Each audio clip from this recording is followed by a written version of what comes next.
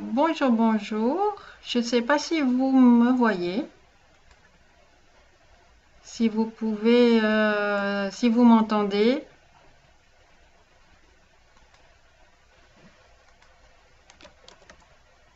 parce que Facebook a changé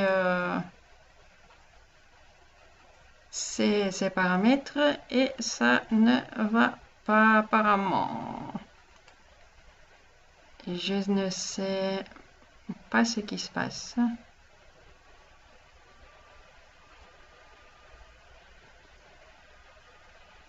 Je sais pas. Je sais pas si vous pouvez me...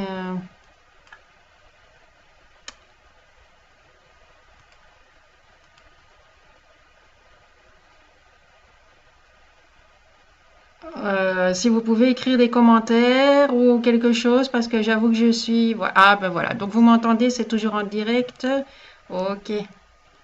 On peut commencer alors, hein, je pense. Voilà. Bon, ben, désolé, absolument désolé pour ce retard d'une demi-heure, mais Facebook a changé ses paramètres. Ça n'est plus du tout comme avant. Donc là, c'est même un peu perturbant parce que je n'ai pas du tout la même résolution qu'avant. Bon, on va voir si ça va comme ça. J'essaierai de m'arranger pour la prochaine fois. Mais apparemment, ça va. Bon, alors j'avais deux sujets pour ce soir que je pensais aborder. Tout d'abord, avant de commencer, merci beaucoup d'être toujours là. Je sais qu'il y en a qui se sont déconnectés, mais c'est pas grave, ils pourront regarder la vidéo euh, en différé et sur YouTube. Alors, les deux sujets de ce soir que je voulais aborder, c'était les annales akashiques et le lâcher prise complet ou le détachement total, si on peut appeler ça comme ça, détachement total. Voilà, alors tout d'abord, on va commencer par les annales akashiques. Alors, les annales akashiques, sans doute que vous avez déjà entendu parler de tout ça. Il y a des petites coupures, hein. Il y a des petites coupures apparemment. Bon, ça reviendra. Les annales akashiques, donc vous en avez peut-être déjà entendu parler sans savoir exactement ce que c'est ou comment ça fonctionne. Alors, qu'est-ce que c'est? Ce que je vais vous dire, c'est ma vision des choses, ma compréhension des choses par rapport à ce que j'ai déjà expérimenté et ce que j'ai déjà regroupé dans d'autres personnes. Alors, les annales akashiques, en fait, c'est quoi? C'est une trace de tout ce que vous avez vécu dans vos incarnations antérieures avec tout ce que vous avez déjà fait dans cette vie-ci. Où ça se trouve et comment ça fonctionne? En fait, dès la création de la Terre, comme tout est parfait, tout a bien été prévu, dès la création de la Terre, il y a eu une sorte de cave, un endroit dans la Terre qui a été prévu pour recevoir ces mémoires. Alors, c'est dans cette cave, moi, d'après ce que je sais, c'est que c'est stocké, toutes ces mémoires, dans des sortes de cristaux, on va dire. Chaque personne a son cristal propre qui, au fur et à mesure, va être enregistré toutes vos données, en général concernant les épreuves, les émotions, les apprentissages, les leçons que vous avez faites. En fait, on connaissait déjà ce principe d'il y a bien longtemps, puisque au temps des Égyptiens, c'était attribué au dieu Thoth. qui était le dieu des scribes et des écrivains, mais qui avait aussi en sa possession ce qu'on appelle le livre des morts. Et qu'est-ce qu'il faisait, soi-disant, avec ce livre des morts? Bon, il y a plusieurs explications, mais une des explications était que il pesait le cœur des morts et il notait dans son livre le poids du cœur. Qu'est-ce que ça veut dire? Ça veut dire en fait que ce Thoth, en prenant le cœur, savait tous les apprentissages que la personne avait fait durant cette vie, enregistrait tout ça pour savoir est-ce qu'il avait bien accompli son chemin de vie, est-ce qu'il avait appris toutes les leçons qu'il devait apprendre, est-ce que tout son chemin a été fait. Seulement, on peut aller plus loin aussi, c'est que s'il a cette possibilité-là, c'est qu'il faisait aussi la programmation, si on peut dire comme ça, des apprentissages que l'âme devrait faire en se réincarnant. Puisqu'il était le Dieu des âmes, qui accueillait le cœur du mort ou le mort, c'était aussi celui qui, en accord avec d'autres dieux, prévoyait l'existence future. Bon, ça c'était pour la mythologie. Nous, disons, comment ça se passe? En fait, ça se passe que chaque personne, chaque âme terrestre a son cristal, que toutes ces vies et ces apprentissages sont marqués dans ce cristal, qu'au fur et à mesure qu'il y a un vécu, c'est écrit.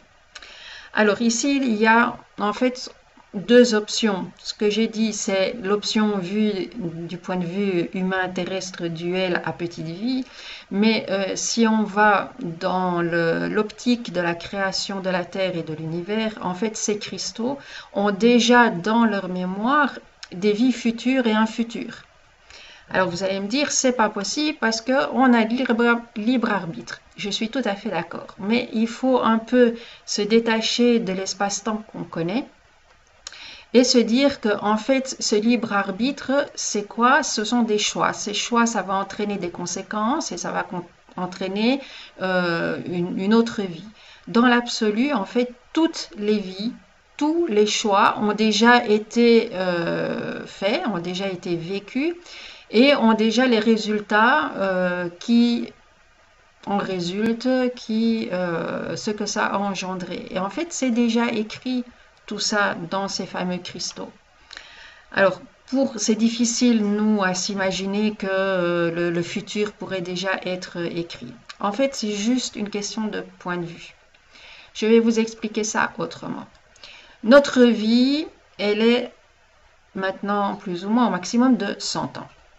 Si on prend une vie de 100 ans et que je vous demande de raconter à votre 31e anniversaire, qu'est-ce qui s'est passé?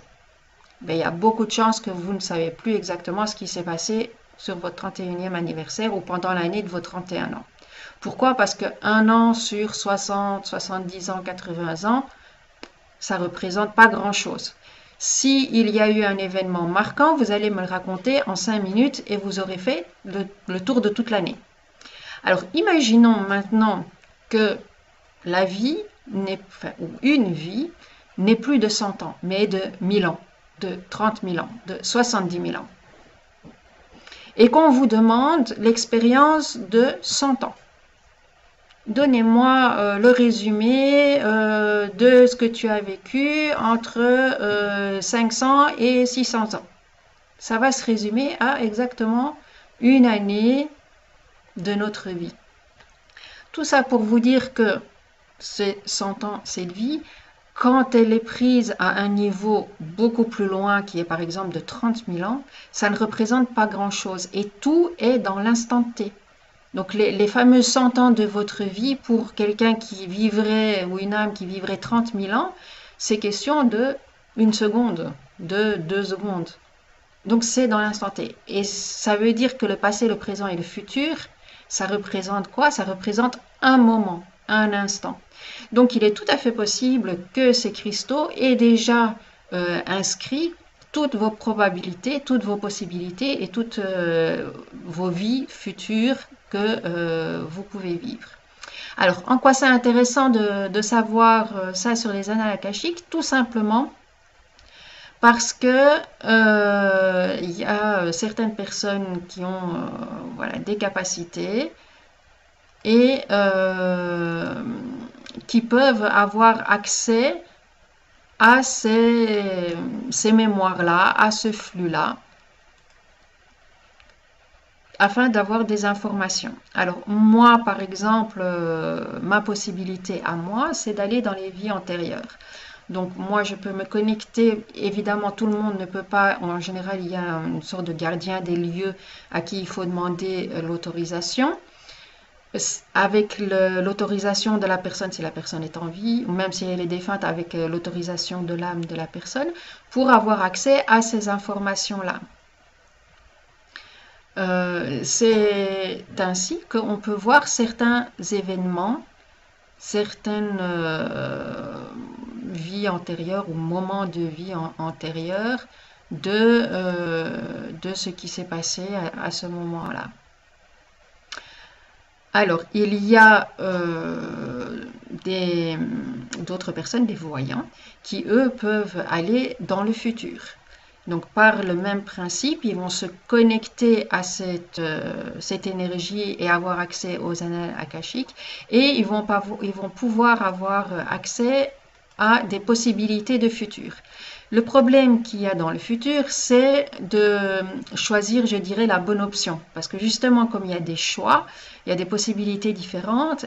Et comment savoir quelle bifurcation prendre par rapport à quel choix vous allez avoir. C'est pour ça qu'il est très difficile en voyance de voir à très long terme et de voir des choses précises dans le détail. Donc ce qu'on voit, enfin ce que ces personnes-là voient, ce sont les événements frappants ou les grands événements, c'est-à-dire que c'est les événements qui sont programmés dans votre vie depuis votre naissance ou même avant, qui sont déjà inscrits et qui sont presque obligatoires. Ce sont les grandes épreuves. Et c'est pour ça qu'en général, ces personnes-là peuvent vous dire des grandes choses, des choses importantes. Par exemple, un accident qui va avoir une grande influence sur votre vie, un changement brusque qui va vous influencer énormément. Pourquoi? Parce que ça, ce sont des choses qui, quoi qu'il arrive, ont été programmées et c'est très difficile de faire changer cette possibilité-là.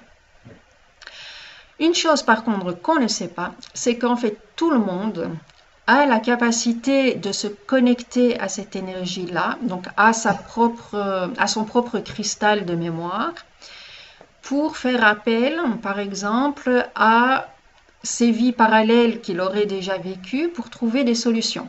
Alors les solutions, elles vont pas venir telles quelles, tiens, des solutions, elles vont venir sous forme d'intuition, sous forme de pressentiment ou des solutions, des idées inspirées.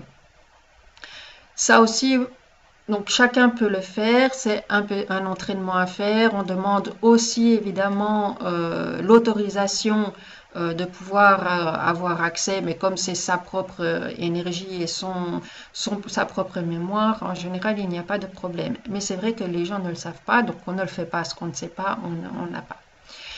Alors, on n'est pas obligé d'avoir accès à ce stock de mémoire, je dirais, de personnes en vie.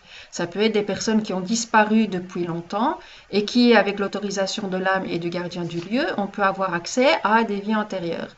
C'est ce que font certains auteurs, je pense notamment à Daniel Meroy, qui a écrit des livres sur des...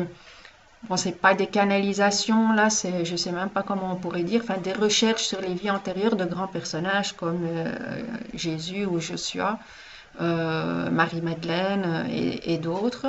C'est justement parce que tout est inscrit, tout est écrit, qu'avec la permission de l'âme de ces personnages-là, ainsi que du gardien des lieux, il a eu accès à ces informations et il a eu la version de comment a vécu la personne sa vie ou cette situation-là.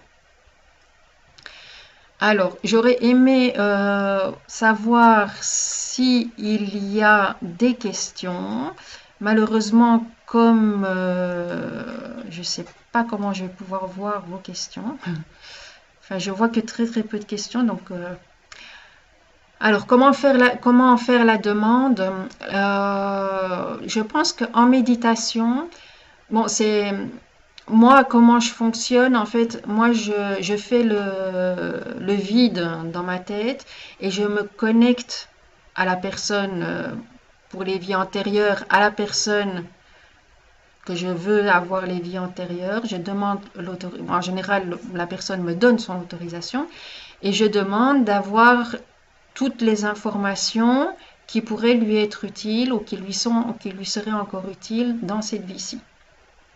Et puis, ma capacité à moi, c'est je reçois des flashs, donc des visions, comme des images euh, qui représentent une scène, qui représentent un, un sentiment, un ressenti, quelque chose que la personne a vécu, que j'ai décrit le plus précisément possible. Et souvent, donc, ce que moi je reçois, ce sont des informations qui ont encore une influence dans cette vie-ci. Donc, je reçois des éléments. C'est assez court, hein, c'est rarement toute une histoire, donc c'est assez court, mais ce flash-là est assez complet pour que la personne sache à quoi ça correspond ou comment ça l'influence dans cette vie-ci. Alors, pour le futur, c'est le même principe. Donc, c'est se connecter à l'énergie de la personne et à essayer de voir le futur. Juste que moi, j'ai un gros problème. C'est que c'est une très très lourde responsabilité. Déjà, pour le passé, c'est une responsabilité parce que c'est pas toujours évident à dire et on sait pas toujours comment la personne va le prendre. Et pour le futur, je trouve que c'est encore plus compliqué. Donc, moi, personnellement, euh, j'ai eu deux fois des visions de futur importants, donc pas dans le futur proche, est-ce que je vais trouver un travail, bon ça je peux le faire, mais un futur à plus long terme. Et j'avoue que je n'ai pas divulgué ces informations-là à la personne parce que j'ai l'impression que le fait de savoir enlève une partie de la spontanéité, enlève une partie de justement de ce libre arbitre de la personne qui va être influencée par ce que je lui ai dit.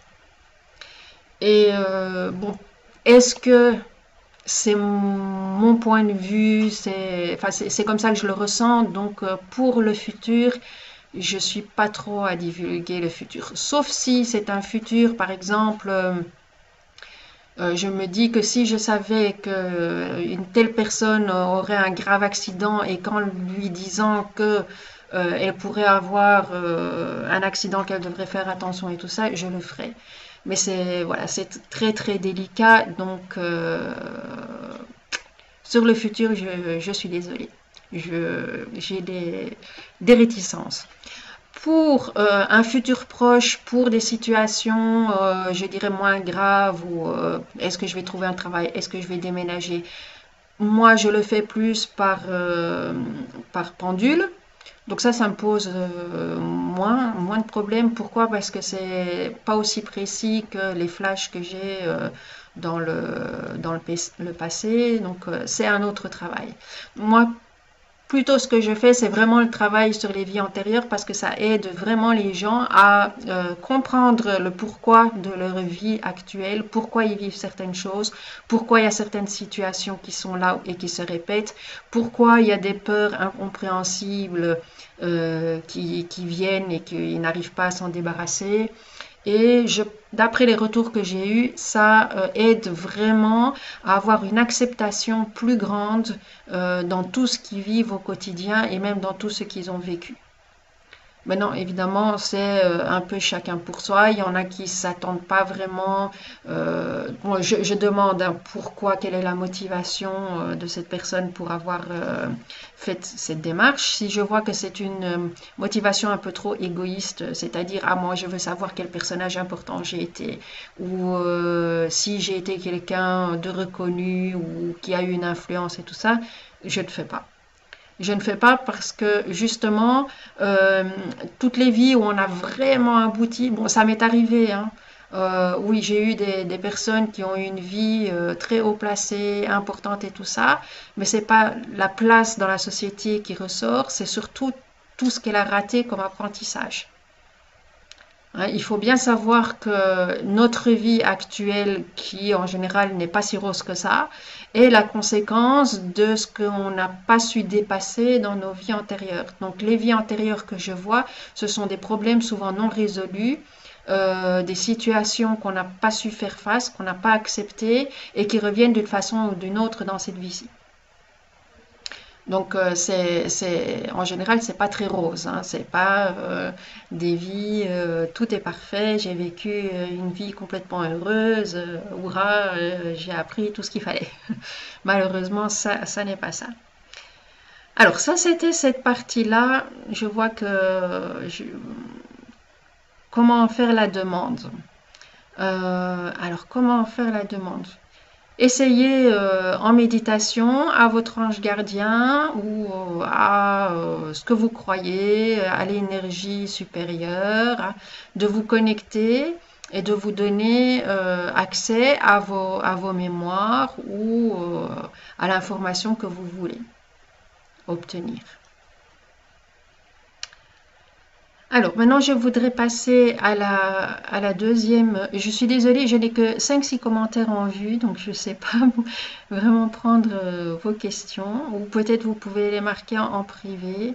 Je suis désolée, ça bafouille un peu aujourd'hui parce que je ne connais pas bien le système. Voilà. Alors, la deuxième partie, je crois que ça va intéresser beaucoup de monde, c'est sur le lâcher-prise. Alors, en courant spirituel, en développement personnel, on parle beaucoup de ce lâcher-prise, de ce détachement, il faut laisser aller. Mais c'est un concept très difficile à comprendre et encore plus difficile à vivre, à mettre en place, parce qu'il y a beaucoup de sous-entendus qui ne sont pas vraiment exacts et beaucoup d'appréhension aussi. Alors, le lâcher-prise ou le détachement total, on va d'abord voir si c'est possible. Est-ce qu'un détachement total est possible? Alors, pour moi, dans la dualité, dans notre énergie actuelle, un détachement total n'est pas possible. Pourquoi? Parce qu'un détachement total ou un lâcher-prise total voudrait dire qu'on est arrivé à un tel point de compréhension et d'acceptation qu'il n'y aurait plus rien qui nous affecte. Or, l'être humain est fait justement avec des ressentis, avec des sentiments qui doivent l'affecter pour le faire avancer. S'il n'a pas un ressenti voilà, des sentiments de tristesse et puis de gaieté, de bien-être et de malaise, de pleine santé et puis quelques problèmes de santé, il ne saurait pas faire la différence.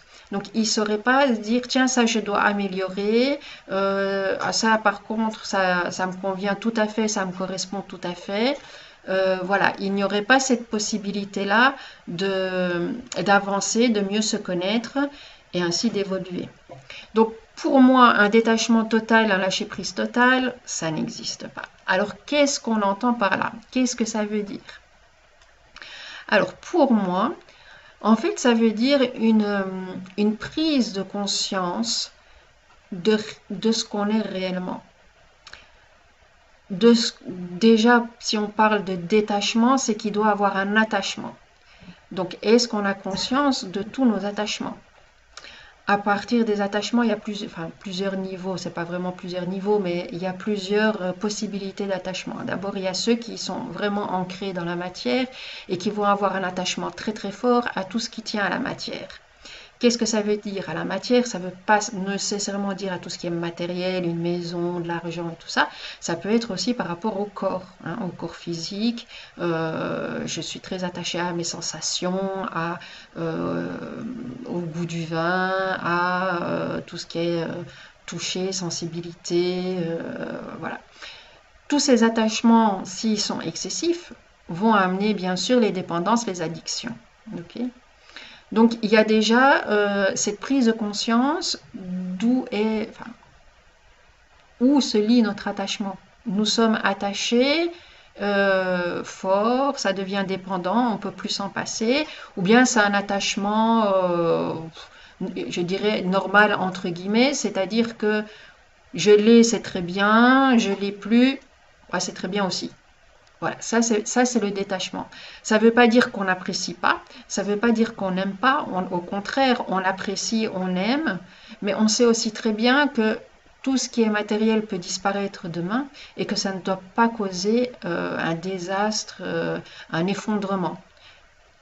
C'est tout à fait normal aussi qu'il existe de la tristesse, qu'il existe, je dirais, un certain pincement au cœur lors de la séparation, mais ça ne vient pas entraver vraiment votre quotidien, ça ne devient pas un problème insurmontable. Alors, il y a l'attachement matériel aussi, dans le sens où tout ce que je donne ou tout ce que je fais, il y a une attente de retour.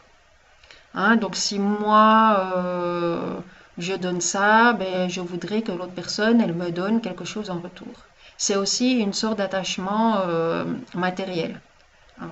Donc tant qu'il y a de la déception sur un comportement qui est soi-disant pas adéquat, c'est qu'en fait on avait de l'attachement. On avait de l'attachement pour le principe, on avait l'attachement accroché à des croyances, à ce qu'on appelle une bonne éducation, mais ce sont des attachements quand même.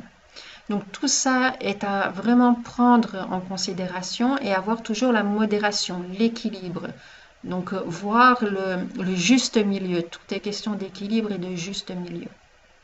Une fois qu'on a dépassé ce niveau matériel, il y a évidemment tout ce qui est attachement émotif, sentimental. Là, c'est un autre attachement qui peut même créer de la dépendance aussi. Hein, ce sont évidemment tous ces dépendants affectifs. On s'attache à une personne. Si la personne part ou si la personne ne correspond pas à nos attentes, il y a de la déception, de la tristesse. Et lorsque l'attachement est trop grand, ça devient de nouveau vraiment problématique. Il y a une tristesse qu'on n'arrive pas à se débarrasser, elle est tout le temps présente, on va souvent l'amplifier, ça devient problématique. Donc le juste milieu, c'est quoi?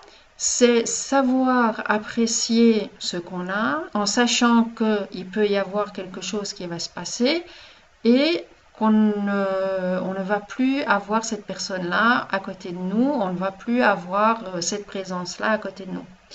D'ailleurs, les véritables maîtres ou guides, qu'est-ce qu'ils font à leurs disciples pour empêcher cet attachement, hein, parce que ça c'est le troisième point, c'est l'attachement spirituel. C'est qu'à un certain moment, s'ils voient que le disciple s'attache trop ou devient dépendant à tous ses dires, à ses enseignements, à ce qu'il pense et qu'il peut rien faire à lui tout seul, il va créer une rupture. Et c'est souvent des ruptures brusques. Donc en Inde, ça arrive assez souvent, où le maître, à un certain moment, dit à quelqu'un qui peut le suivre pendant des années, dire écoute, maintenant toi, tu vas changer, tu vas aller dans tel village et tu vas apprendre à ces personnes-là tout ce que je t'ai appris.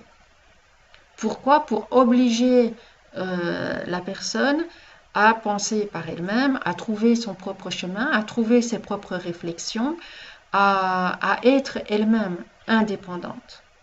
J'ai connu aussi dans les médiums et les voyants des personnes qui étaient tellement habituées à recevoir des indications sur tout, sur ce qu'ils allaient faire demain, sur les personnes qu'ils allaient rencontrer, sur comment ils devaient aborder une affaire, comment ils devaient aborder tel problème, que c'est devenu une dépendance et à chaque fois qu'il devait faire un pas, qu'il devait prendre une décision, hop, il faisait appel à ça. Et à un certain moment, fini, coupure, pendant, ça pouvait être même des années, pour apprendre la personne à être vraiment elle, donc à se faire confiance, à faire confiance à ses intuitions et à ne pas dépendre de, que ce soit des énergies ou une autre personne, de dépendre d'eux. Donc pour moi, le lâcher-prise, c'est vraiment ça, apprendre à se connaître, avoir confiance en soi, ne pas créer, à partir du moment qu'il y a un sentiment de déception, de regret, de remords, tout ça, ça veut dire qu'il y a un attachement. Alors, il y a ces sentiments-là qui peuvent remonter, surtout quand on commence la démarche. donc ces sentiments de tristesse qui reviennent, parfois même de sentiments de destruction, d'autodestruction qui reviennent, c'est bien de ne pas le refouler. Donc il ne faut pas essayer de les oublier. Déjà, on ne peut pas oublier, s'ils reviennent à la surface, c'est pour quelque chose. De ne pas dire, ok, moi je ne veux pas y penser, c'est fini, j'y pense pas, je laisse de côté, c'est pas pour moi. Au contraire, il faudrait les accepter. En fait, c'est dans tout, c'est comme pour les maladies et tout ça, si on veut guérir, c'est ça aussi, c'est accepter. Une fois qu'il y a une acceptation, on va plus aller contre, on va faire avec. Et ça change absolument tout de faire avec. Le fait qu'on fait avec va permettre d'avoir le détachement, le recul qu'on peut avoir, la compréhension qu'on peut avoir, et ça change absolument tout. Donc, c'est un gros travail de connaissance sur soi, et aussi de positionnement par rapport aux autres. Là aussi, quand on arrive dans un lâcher-prise assez profond, on va se rendre compte qu'on arrive aussi dans une compréhension automatique, je dirais, de tout ce qui se passe autour de nous. On a une compréhension de soi, mais on a aussi une compréhension de ce qui se passe autour de nous. Une fois qu'on a compris comment ça se passe, il n'y a plus de jugement. On n'est plus dans le jugement. Pourquoi? Parce qu'on sait. Quand on sait, attention aussi la différence entre jugement et constatation. Parce que ça, on confond souvent les deux. C'est, je dis un bête exemple, on va dire à quelqu'un, ah mais regarde, j'ai rencontré telle personne, elle est vraiment méchante. Et dire le sentiment après qu'on ressent, oui mais cette personne est vraiment méchante, elle devrait au moins s'excuser, elle devrait au moins faire ça. Il y a une grande différence entre ces deux phrases. Elle est méchante, c'est un constat, je n'attends rien. Elle est méchante, elle devrait changer, devrait présenter des excuses ou se faire pardonner. Déjà, c'est un jugement. Pourquoi? Parce que dans une constatation, c'est juste une constatation. On lui demande aucun changement. On accepte cette personne telle qu'elle est. Même si on ne va pas la côtoyer plus que ça parce qu'elle a des énergies qui ne nous correspondent pas, on ne va pas la condamner. Si cette personne est assez ouverte, on peut à la limite lui dire, écoute, ton comportement, moi ça me fait pas trop plaisir, mais bon, tu es comme ça, tant pis. Tandis qu'un jugement, c'est vraiment attendre une condamnation. D'ailleurs, on le dit hein, en procès, il a été jugé et il y a une peine ou il y a une punition après. Hein, donc il y a toujours une attente de quelque chose. C'est pour ça aussi qu'il faut éviter de se juger. Pourquoi? Parce que dans l'inconscient, le jugement attend une punition. Donc si vous dites oui, je n'ai pas été bien, automatiquement, inconsciemment, il va avoir ah mais donc je vais récolter de quelque chose de pas bien. Ah donc je vais être puni. Ah donc il va avoir une conséquence. C'est-à-dire que si je suis dans l'acceptation, c'est l'acceptation du moment, de ce moment-là. Vous n'allez pas traîner un sentiment négatif avec. Donc c'est le lâcher-prise des événements, le lâcher-prise des situations.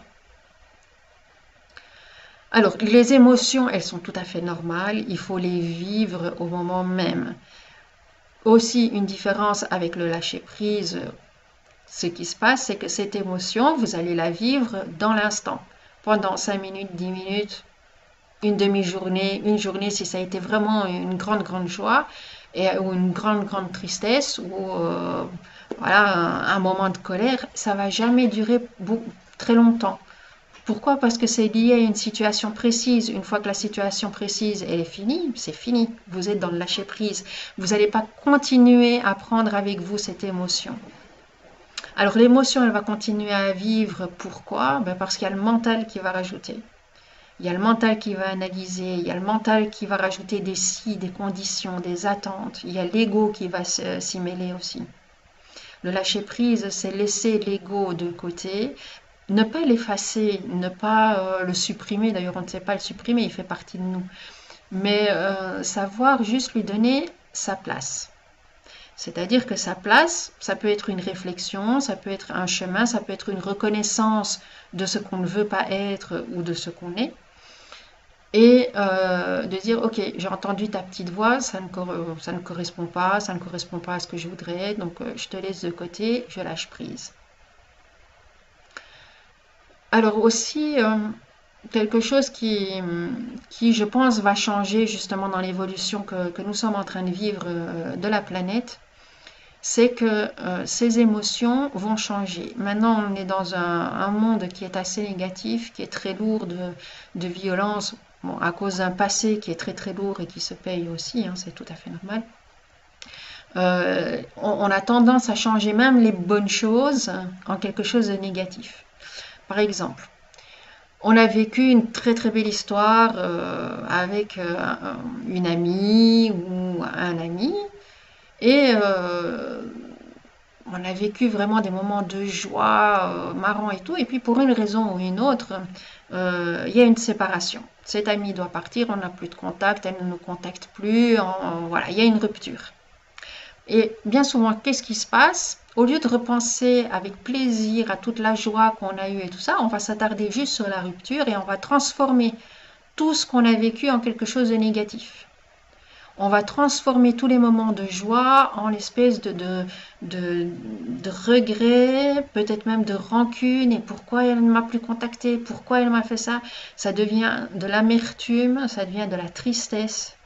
Au lieu de se dire, ok, moi je veux garder que le positif de la situation. Le pourquoi ça s'est arrêté, bon, ben, tant pis, ça s'est arrêté parce que ça devait s'arrêter. Il y a sûrement plein de raisons à ça, mais je ne veux garder que le positif. Ça, je crois que c'est une partie de l'éducation et d'une optique de société qui va petit à petit changer parce qu'on va vraiment vouloir aller vers du positif et on va vouloir garder le positif et non plus le transformer en négatif. Donc on a parlé de ce détachement matériel, de ce détachement sentimental. Après, on a parlé aussi de ce détachement spirituel. Donc c'est bien d'être en connexion avec tout ça sans être attaché. Et en fait, le but ultime, ce serait quoi? En fait, ce serait l'amour inconditionnel. Pourquoi? Parce que l'amour inconditionnel n'est attaché en rien. L'amour inconditionnel, qu'est-ce qu'il fait? Il aime sans condition. C'est-à-dire que c'est quelque chose qui part de soi vers les autres, mais qui ne dépend absolument pas des autres et qui demande absolument rien des autres. C'est je dirais, un stade de compréhension qui est tel qu'on n'a plus besoin de juger, il n'y a plus aucune condamnation, il n'y a plus de blessure, parce que on sait, on a toutes les clés, je dirais, intuitives de compréhension du pourquoi il nous a fait ça. Et on sait aussi que derrière tout ça, c'est de l'immaturité, de l'ignorance, voilà, des fautes que nous-mêmes on a commis dans d'autres vies, ou qu'on va commettre aussi, ou qu'on a déjà commis même dans cette vie-ci. Donc il n'y a plus de jugement, il y a juste l'acceptation de ce qui est pour ce qu'il est. Sans nécessairement le prendre pour soi, enfin d'ailleurs c'est sans le prendre pour soi parce que l'amour inconditionnel commence par soi et l'amour inconditionnel commence par soi quand on s'accepte exactement comme on est. On s'accepte comme on est aussi bien dans le physique que dans la personnalité, l'individualité que nous sommes. Avec nos erreurs, avec nos défauts, avec nos qualités, avec nos perfections, voilà, avec vraiment tout ce qu'on est, avec nos réactions, nos non-réactions. Voilà, à partir de là, on développe vraiment un sentiment de bien-être, de cet amour inconditionnel. Et pour moi, je pense que c'est le stade un peu ultime du lâcher-prise, c'est cet amour inconditionnel. Alors, voilà. Ah oui, aussi, je voulais vous dire, si vous avez des demandes personnelles par rapport à ce que j'ai dit dans la première partie, vous pouvez toujours me contacter en privé. Un petit ajout sur les vies antérieures, c'est quand même un travail qui demande du temps. Donc, ça n'est pas un travail que je fais gratuitement, c'est un travail qui est payant parce que voilà, ça demande du temps et de l'énergie. Je vois voilà, Chantal qui est contente de ce que je lui ai fait. Oui, alors parfois aussi, c'est avec de la réflexion, hein. On ne comprend pas tout instantanément. Parfois, il faut des relectures et une attente, une pause, et puis relire encore pour vraiment comprendre toutes les informations que je divulgue. Que vous devez ressentir aussi ce qui vous correspond, ce qui vous correspond pas, ce que vous n'avez pas très bien compris ou admis. Donc, c'est difficile. Alors justement, à propos de ce lâcher prise, il y a beaucoup de gens qui ont difficile de gérer la violence qu'il y a autour d'eux. Alors pourquoi ils ont difficile de gérer la violence autour d'eux? Parce qu'ils se sentent concernés. Il y a justement je dirais, cette malconnaissance de soi qui a besoin encore d'un certain reflet de soi autour de soi. Alors c'est pas très clair. En fait, l'être humain, surtout l'ego, a été élevé étant petit avec le besoin d'être reconnu des autres, d'avoir sa place dans la société, d'avoir des affinités avec certaines personnes, de pouvoir échanger, tout ça. C'est tout à fait normal puisque l'être humain est fait pour vivre en communauté. Le seul problème qu'il y a, c'est qu'on reste en fait dans un besoin de reconnaissance, dans un besoin d'affinité. Alors que cette affinité, en fait, elle n'est pas du tout nécessaire et elle n'est pas du tout obligatoire. Si on a vraiment confiance en soi, on peut aller marcher dans la rue, vibrer vraiment ce qu'on ressent et les mauvaises choses qui doivent se passeront autour de soi sans que ça nous affecte. Ça nous affecte quand on le prend personnellement. Je prends souvent cet exemple-là, mais je crois qu'il est très marquant parce que c'est quelque chose que vous vivez à peu près tous. Euh, Au travail, il y a des supérieurs ou des collègues qui sont agressifs, qui sont mécontents. Et quand ils viennent vous dire quelque chose, c'est toujours avec reproche et fâché, et avec des ordres parfois hautains, autoritaires. Et on se sent blessé, on se sent triste, on se sent... Pourquoi? Parce qu'on a vraiment l'impression que ce que la personne nous dit est vrai. On le prend pour vrai, on n'a pas le détachement. En fait, cette personne-là, qu'est-ce qu'elle nous dit? Elle nous dit son mal-être à elle, pas vers nous. Mais comme elle ne peut pas l'admettre, elle va le mettre sur le dos de quelqu'un d'autre. Nous, qu'est-ce qu'on a à faire? On a déjà à comprendre ce système-là. Si elle crie sur moi, c'est en fait parce qu'elle crie sur elle de ce problème-là qu'elle n'est pas capable de résoudre elle-même et donc elle va venir me le reprocher à moi. Mais moi, je ne suis pas obligée de le prendre pour vrai. Moi, si je me connais bien, si je suis en accord avec moi-même, je sais très bien que ce que la personne là dit est faux. Donc je ne vais pas me sentir attaquée. Je ne vais pas me sentir touchée puisque je sais que ce n'est pas à moi que ça s'adresse. C'est un travail à faire, c'est justement ce travail de détachement et de compréhension. Hein. On peut évidemment aussi être fâché et répliquer, c'est tout à fait humain. Mais le fait que vous soyez fâché dans l'instant, mais ne prenez pas cette rancune et je dirais cette violence personnellement. Il y a aussi beaucoup la violence, évidemment, de ce qu'on voit partout, de toutes les vidéos, les films qu'on voit, maintenant ce qui est filmé. Je regardais quand on voit un défilé de titres, maintenant c'est les viols, les viols, les viols, les viols. Premièrement, vous n'êtes pas obligé de les lire, tout ça. Deuxièmement, c'est vrai que nous sommes dans un climat très violent et de révolte, mais il faut comprendre aussi que beaucoup d'âmes incarnées qui sont incarnées maintenant, là, dans l'instant, ce sont des âmes qui ont vécu les 2 guerres mondiales, qui sont des âmes qui ont vécu dans l'incompréhension de ce qui se passe, dans l'impossibilité d'avoir le temps d'y réfléchir, d'avoir l'acceptation, parce que les morts ont été brutales, instantanées, et les personnes n'y étaient absolument pas préparées. Et c'est tous ces sentiments-là qu'ils ont traîné avec eux, qui se retrouvent encore maintenant et qui éclatent. Pourquoi elles éclatent? Parce qu'ils rencontrent chez les autres personnes exactement la même chose. Donc quelqu'un qui a beaucoup de rancœur, qui a beaucoup de haine parce que sa vie lui a été ôtée d'une manière brutale, va peut-être avoir envie de se venger, va avoir des tendances violentes, va avoir des réactions très, très brusques. Qu'est-ce qu'elle va rencontrer? Quelqu'un qui est exactement frustré de la même façon, qui va avoir les mêmes réactions. Du coup, ça va faire boule de neige, ça devient quelque chose d'énorme. En fait, qu'est-ce qu'il faut faire? C'est que petit à petit, il faut que ces personnes qui ont cette tendance-là rencontrent des gens qui ne vont pas les condamner, qui ne vont pas répondre à cette violence. Si toi, tu as envie de casser toutes les vitres que tu rencontres, moi, je ne suis pas avec toi. Moi, c'est pas mon truc. Je me retire. Ça ne me concerne pas, c'est pas à moi. Peut-être lui attirer l'attention. Pourquoi tu fais ça? Pourquoi? Je ne sais pas, imaginons, vous voyez une bagarre dans la rue, vous pouvez essayer d'intervenir, d'appeler les pompiers, enfin, la gendarmerie, la police, ou d'essayer d'intervenir. Si cette personne qui est violente ou qui vous insulte, commence à vous dire des tas de choses, ne vous sentez pas concerné.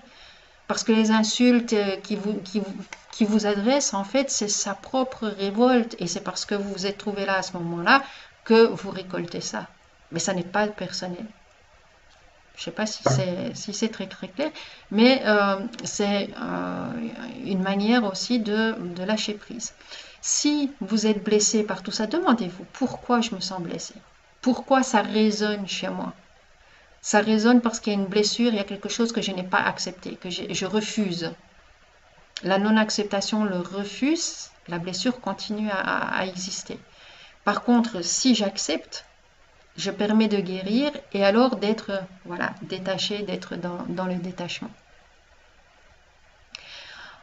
Aussi, enfin bon, c'est plus tout à fait dans le détachement, mais pour expliquer le climat de violence, en fait, c'est une période, moi je dirais normale, parce que j'ai une vision assez globale de tout ce qui se passe.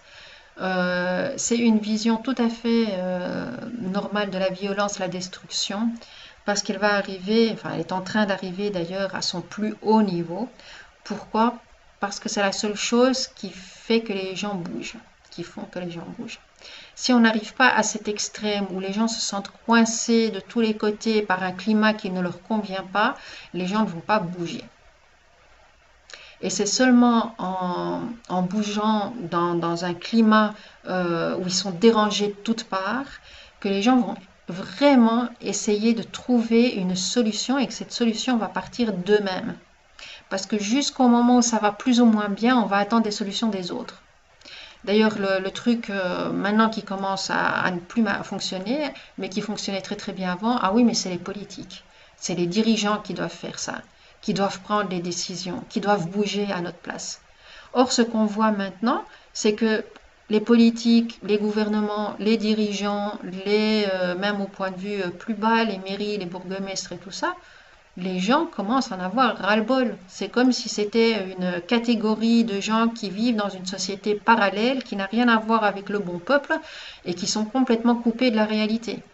Donc qu'est-ce qui se passe? C'est que les gens se prennent en charge, commencent à créer des associations, des mouvements, des regroupements pour tel et tel problème, ou même global. Hein, on voit de plus en plus ces petits villages ou cette petite communauté qui essaye de vivre en autarcie, ou du moins de moins en moins dépendant de la société. Et c'est justement toute cette violence, ce ras-le-bol de mécontentement, de chaos qui pousse les gens à aller vers là. Et plus on va être nombreux à chercher l'harmonie en partant de soi, hein, parce que ça sert à rien de se dire moi je voudrais la paix, moi je voudrais que tout soit bien, mais mon voisin c'est un con, il fait que m'embêter, je dois appeler la police parce que j'ai pas la paix le soir, il fait que voilà, alors que je ne vais pas essayer d'aller trouver ce voisin et de discuter. Je le condamne. Hein. Déjà, le traitant de con, d'imbécile ou tout ça, c'est une condamnation. Le fait que je veux appeler les gendarmes, c'est encore rajouté sur cette condamnation. Donc, qu'est-ce que je fais? Ben, je crée le chaos, je crée la guerre, je crée la dispute, la discorde. Donc, comment je peux avoir la paix si moi-même, d'un côté, je crée ce conflit? Hein? Cette personne-là, elle n'a peut-être pas du tout conscience du dérangement qu'elle fait.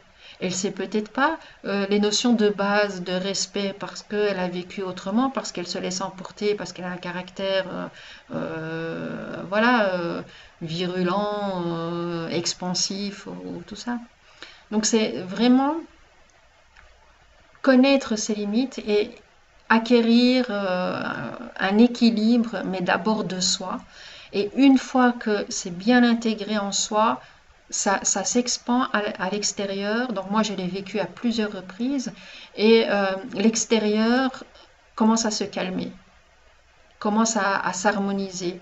Il y a des relations qui allaient très très mal, qui tout d'un coup, ça va, on arrive de nouveau à discuter, on arrive de nouveau à échanger. Si jamais on n'arrive pas à un terrain d'entente, eh ben, ça veut dire peut-être qu'il faut justement du lâcher prise envers cette personne, de mettre de la distance, parce que voilà, c'est arrivé à un point où ça ne peut plus continuer. Alors, si vous avez des petites questions et tout ça, je lis les quelques commentaires qui sont là.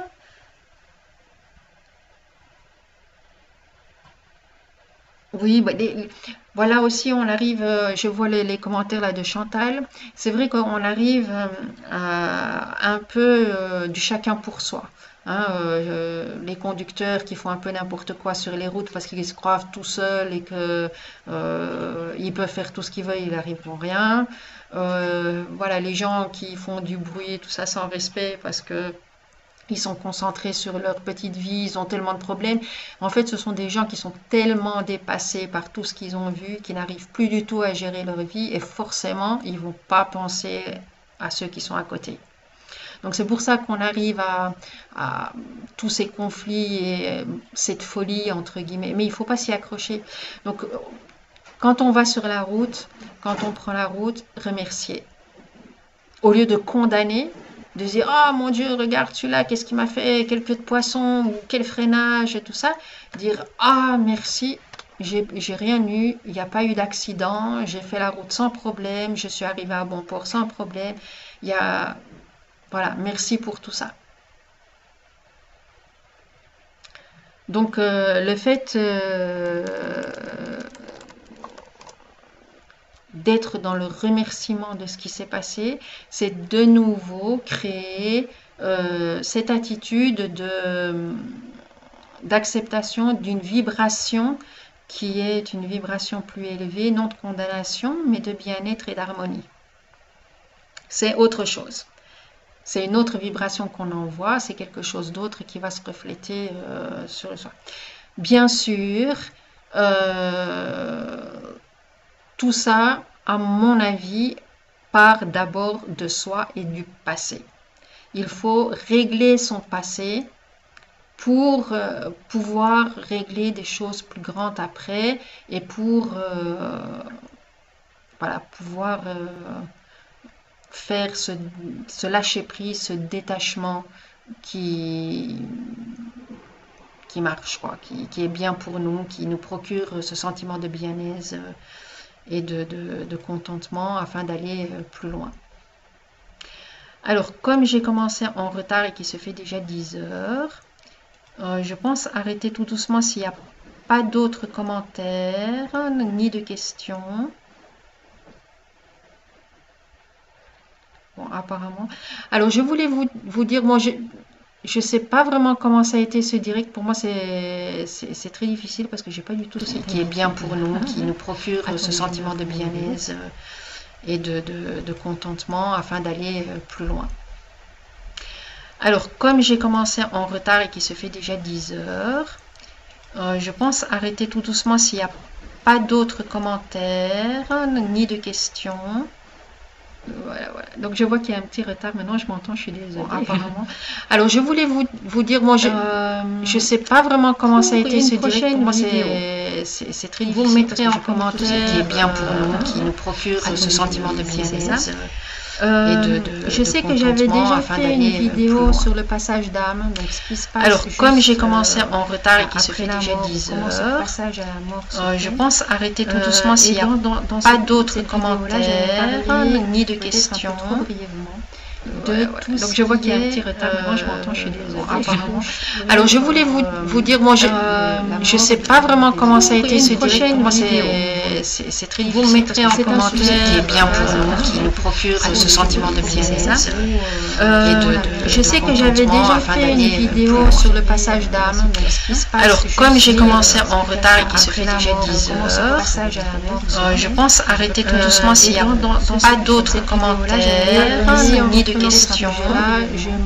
Donc je vois qu'il y a un petit retard, moi je m'entends, je suis désolée. Alors je voulais vous dire, moi je sais pas vraiment comment ça a été ce direct, moi c'est très difficile. Vous mettrez en commentaire qui est bien pour nous, qui nous procure ce sentiment de bien-être. Je sais que j'avais déjà fait une vidéo sur le passage d'âme. Alors comme j'ai commencé en retard et qu'il se fait déjà 10 heures, je pense arrêter tout doucement s'il n'y a pas d'autres commentaires ni de questions. Donc je vois qu'il y a un petit retard, moi je m'entends, je suis désolée. Alors je voulais vous dire, moi je sais pas vraiment comment ça a été ce direct, moi c'est très difficile. Vous mettrez en commentaire qui est bien pour nous, qui nous procure ce sentiment de bien-être. Je sais que j'avais déjà fait une vidéo sur le passage d'âme. Alors comme j'ai commencé en retard et qu'il se fait déjà 10 heures, je pense arrêter tout doucement s'il n'y a pas d'autres commentaires ni de questions. Donc je vois qu'il y a un petit retard, moi je m'entends, je suis désolée. Alors je voulais vous dire, moi je sais pas vraiment comment ça a été ce direct, moi c'est très difficile. Vous mettrez en commentaire qui est bien pour nous, qui nous procure ce sentiment de bien-être. Je sais que j'avais déjà fait une vidéo sur le passage d'âme. Alors comme j'ai commencé en retard et qu'il se fait déjà 10 heures.